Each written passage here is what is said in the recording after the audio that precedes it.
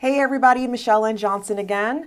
Hope you guys had a great weekend. Hope you guys are staying safe, staying healthy.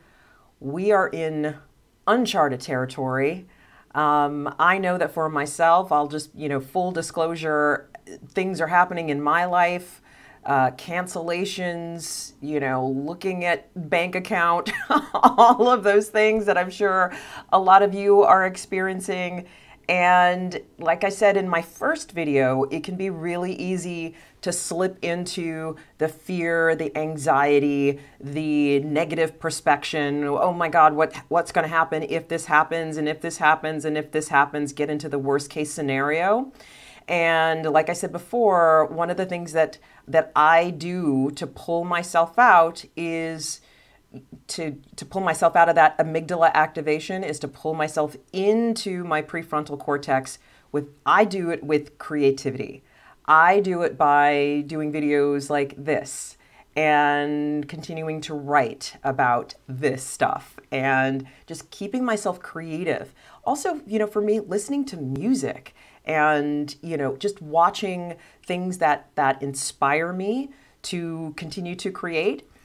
That's been working for me really, really well. So I just offer that as something as a useful tool for getting through a time like this that none of us have really experienced before. So, okay, with that, I will get off my soapbox and I will get to authenticity, confidence, purpose. Okay, first of all, I'm not going to call it authenticity, confidence, and purpose anymore. I'm going to call it my ACP framework. ACP for short, just to make it easy for everybody, for me, for you. I want to give you guys a context for how I came up with this framework.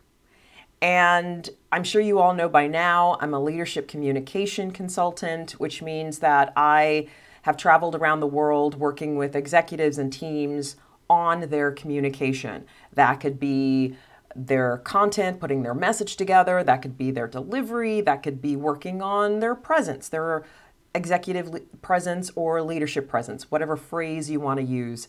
I'll just say presence for short. Now, there's a very interesting thing that happens when you ask a smart, mature, intelligent, capable human being to stand in front of a room of people, many of whom they know, but to stand in front of a room of people and speak.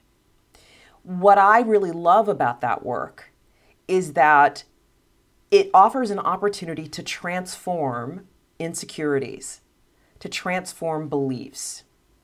And when you put somebody in that kind of a situation, as I said before, all their insecurities come up to the surface. And I started to see that there were certain clusters of insecurities, certain categories that showed up repeatedly. And they tended to cluster around three different types. There's the insecurity around, there's something wrong with me, I'm not interesting, there's just, people are going to look at me or there's, they're going to notice this thing about me or they're going to, right? So insecurities about who you are as a person, as an individual, certain language that would show up over and over again. There were insecurities around ability. I don't know what I'm doing. I can't do this. Around their capabilities. Understandable if you are somebody who doesn't speak a whole lot, who doesn't do a whole lot of speaking. But this was different. It was just a deeper type of insecurity that would show up that, for me, seemed to be beyond just the task of speaking to a group of people. And then the final cluster of insecurities would be around, I don't even know why I'm doing this. I don't even know, what the point, what's the point of my job? What's the point of this activity, this exercise? And so as I started to look at this, these clusters were around authenticity, a fear of showing yourself. They were around confidence, a lack of belief in one's abilities, and they were around a lack of purpose. Authenticity, confidence, and purpose, ACP.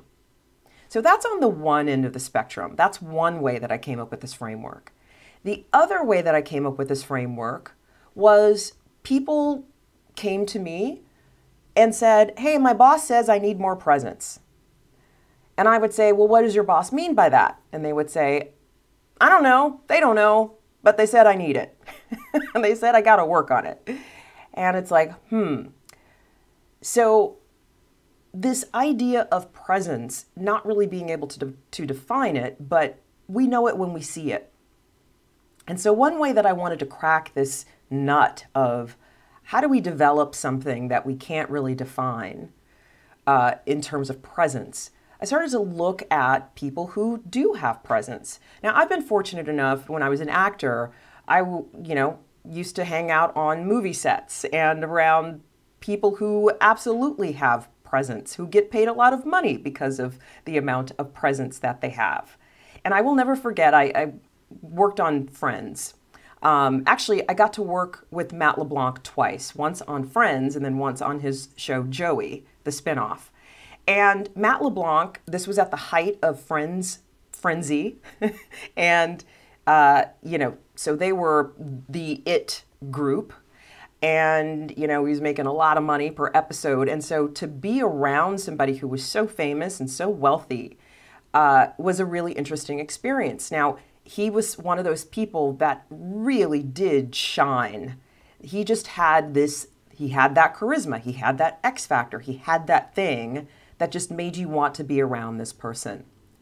And at the same time, he was so cool and so down to earth and so available and approachable. And he was just a very attractive person. Outside of his physical attractiveness, he was magnetic.